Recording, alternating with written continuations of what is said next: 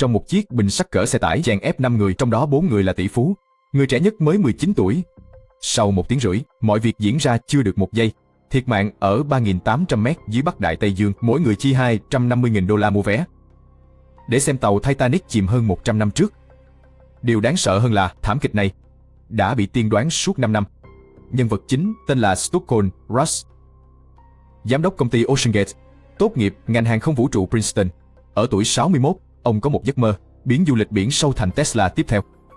Nhưng điểm đến ông chọn là địa ngục nơi ánh sáng không thể tới.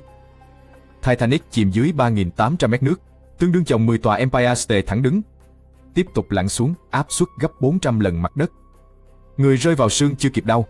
Một tiếng giắc vang lên, cơ thể người như bị động cơ tên lửa rơi từ trời xuống, đè bẹp dí. Vậy mà Rush lại đưa khách xuống. Vé $250.000 mỗi người, tương đương khoảng 6,6 tỷ đồng. Nhưng điều vô lý không phải giá vé, mà là chính con tàu này. Khoang tàu chỉ dài 6 mét bãi, 5 người co quắp trên sàn sắt. Không có nhà vệ sinh, lặn 8 tiếng, hoàn toàn phải nhìn ỉa.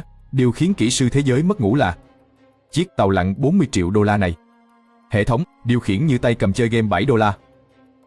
Và để tiết kiệm tiền, Rush đã quyết định điều mà kỹ sư biển sâu không dám làm: dùng sợi carbon làm thân tàu. Nghe rất công nghệ cao đúng không? Nhưng người trong nghề lập tức bùng nổ. Vật liệu sợi carbon chỉ chịu được lực kéo, không chịu được lực nén. Máy bay dùng được vì áp suất bên trong đẩy từ trong ra. Nhưng biển sâu áp lực gấp 400 lần, ép từ ngoài vào trong. Tệ hơn nữa là ông ta từ chối kiểm định theo quy chuẩn quốc tế tàu lặn chở người, phải thông qua kiểm định cơ quan uy tín. Rush công khai viết trên website: kiểm định chỉ dành cho kẻ tầm thường, sẽ bóp nghẹt sự sáng tạo. Năm 2018, giám đốc an toàn Diviloco Ido cảnh báo chỉ ra thân tàu có nguy cơ chí mạng. Cùng ngày bị Rush sa thải. Năm 2019, chuyên gia biển sâu cao Stanley tự lặn thử. Ông nghe rõ bằng tai mình tiếng nứt vỡ rắc rắc trong thân tàu. Đến nơi cảnh báo trực tiếp, Rush chỉ nhếch mép cười, tiếp tục bán vé. Năm 2022, tên phát ra tiếng động lớn khi lặn. Dữ liệu cảm biến cho thấy độ bền thân tàu đã thay đổi vĩnh viễn, nói cách khác là nó đã nứt. Nhưng sang năm sau, Rush vẫn đưa khách xuống đáy biển. Ông ta đâu phải không biết, ông ta đang đánh cược rằng mỗi chuyến đều an toàn. Nhưng đại dương là kẻ chia bài, nó chẳng bao giờ đánh cược với ai. 8 giờ 18 tháng 6, 2023, cửa tàu Titan bị vặn chặt 17 con ốc. Người ngồi bên trong, đến khả năng tự sát cũng không có. 1 giờ 33 phút sau, chấm xanh trên màn hình tàu mẹ biến mất. Cả thế giới bàng hoàng. Lực lượng bảo vệ bờ biển Mỹ, không quân Canada, người máy dưới đáy biển cả Bắc Đại Tây Dương bị lật tung. Truyền thông đếm ngược khi oxy chỉ còn 96 giờ. 4 ngày đó, bao người cầu nguyện phép màu. Nhưng phép màu chưa từng tồn tại. 4 ngày sau, robot đã phát hiện cách xác tàu Titanic 500 mét, tìm thấy đuôi tàu Titan trơ trọi nằm trên đáy biển. Sự thật là giây phút mất liên lạc. Vỏ tàu đã nổ tung trong tích tắc.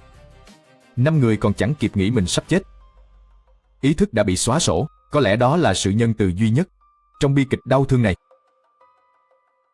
Tháng 8, 2020, lực lượng bảo vệ bờ biển Mỹ công bố báo cáo điều tra cuối cùng. Kết luận gói gọn trong 4 từ: hoàn toàn tránh được. Báo cáo chỉ trích công ty Oceangate, thiết kế bị lỗi, chứng nhận và bảo trì đều không đạt. Nếu Rush còn sống hôm nay, ông ta sẽ phải đối mặt với hình sự. Còn thanh niên 19 tuổi Suleiman Dawood đã nói với mẹ câu cuối: mẹ ơi, con sẽ mang khối Rubik theo. Con muốn giải nó cạnh tàu Titanic. 9 tháng sau, người mẹ nhận được 2 chiếc hộp. Bên trong đó là những phần còn lại của chồng và con. Thứ không thể tách rời dù xét nghiệm. Trong cuộc phỏng vấn tháng 4, 2026, người mẹ nói: tôi không cần thứ đó. Tôi chỉ muốn được nhìn thấy họ như tôi từng biết. Nhưng trớ trêu nhất của số phận lại nằm trong chính nhà của Rush. Vợ ông là Wendy, cụ cố của bà, đã tử nạn trên tàu Titanic 111 năm trước. Vợ chồng nhà Strauss, 111 năm, nước biển thay đổi, mà bi kịch vẫn y hệt như xưa. Tôi vẫn luôn tự hỏi, vì sao nhân loại mãi chết cùng một chỗ? Titanic chìm năm xưa vì thuyền trưởng tin con tàu bất tử. Titan nổ tung vì giám đốc tin quy luật không dành cho thiên tài. Ở độ sâu 4.000 mét, thứ đắt nhất là không khí, thứ rẻ nhất cũng là không khí. Biển chẳng quan tâm bạn là ai.